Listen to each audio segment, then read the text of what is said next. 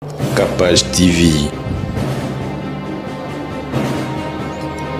Capage TV. Amos Mbayo, Azamutu déjà, Aebi Makambuya Sport. Capage TV. Tu vas créer des ordres dans Imana.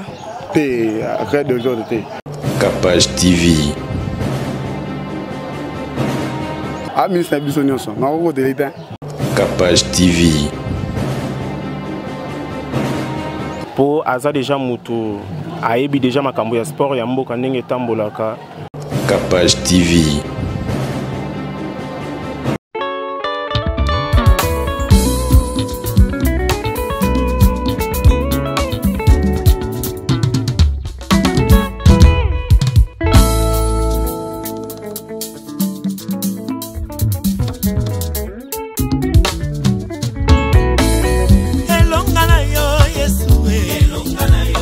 Nasengi elonga na bomoi nanga yonde makasi ya bae balemba alongisanga bitumba na bunda na longa te yonde bikamwa nanga Yesu asekwisanga la salo milekela nde mokili Zambe nanga ye Zambe Elike ya motema nanga yo Elike ya libota nanga yo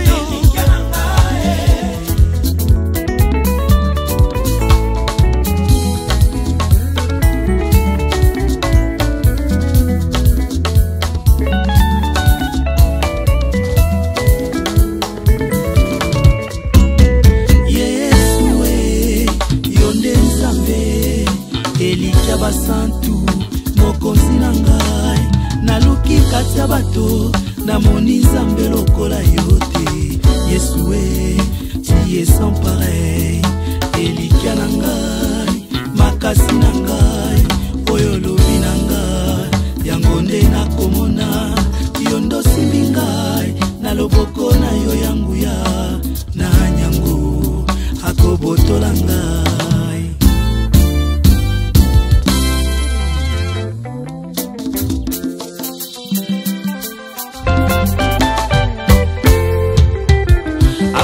na moto te Elikia na ngai Yesu aleki banzambe nyonso Zambe majuscule aleki banzamba Congo oya monde entier pe eloko nini ekopekisa ye Capage TV. Bienvenue sur Capage TV, chaîne Nabiso Tolinga Mingi, Obolinga Mingi, ba fidèle Nabiso Botala Biso, confiance, Bolanda Biso Botala Biso, les lots de libino actualité Moussoussou, Oezali, il y a gouvernement Nabiso Tozela qui gouvernement TV, votre cœur bat plus fort, enfin, et bimi. Te quitter sur terrain, te solana population congolaise. Comment Bakina va réagir? L'auto lobby la mingi dans le sport. Royal lobby kuna, la sous communication et médias et tout au lobby l'alliance, pas besoin de lobby l'alliance. L'auto lobby la sport, tout soit na ba quinoa. Comment va réagir na ministre actuel na Biso Ezali, Papa Amos Mbayo. Sans plus tarder, Nanda Djana Moutunanga Awa. Bonjour tonton. Ouais, bonjour maman. Bien madame. L'auto lobby la mingi sport, Naiboza. Imania Makila. D'autres bon na boutoir déjà pas publié qui ministre actuel il y a sport Amos Mbayo. Réaction dans les années en tant que quinoa. Ouais, tant que quinoa, ils ont un peu m'embêté de Singapour nangai à mon nom malamu. Bah ngana na place moi MSO Likamo boy bacha mutu pina oda misana mamwana. Alors il da sala da personne c'est bon déjà. Ils ont bien fort. Tu peux avoir courage, il y a comme la poste dans sous à ça sous l'amour à cela qui dernièrement il savait. Tu vas créer des ordres dans Imana. Créer des ordres. Pour nous à qui n'en est bien, te manga mona na Imania, c'est pas sous ma casse dans son ma balle sous. Pourquoi Imania on au côté là? Te na côté l'été. A ministre Bissonioso, na au de l'État. Na c'est véga ma casse dans son poste on a. ils ont bien fort. Ok, merci beaucoup. Ouais. Bonjour papa. Bonjour.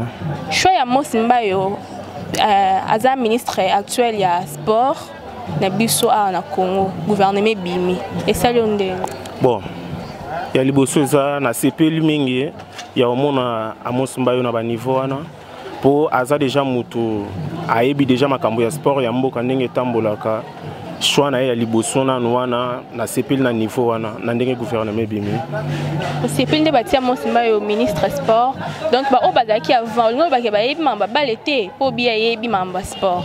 Bon, omoni eloko nyonso to esengaka mutu ya domaine wana. A Mosimbayo aza mutu déjà ayebi makambo ya sport. Mingi bazoleka na omona ta msu mutu mo bozalaki na ye na makambo ta msu ya basket sobe ya nini ya nako ba nini ya basket bizarre. Bon to ko ba ayebi ta msu ana domaine wana te.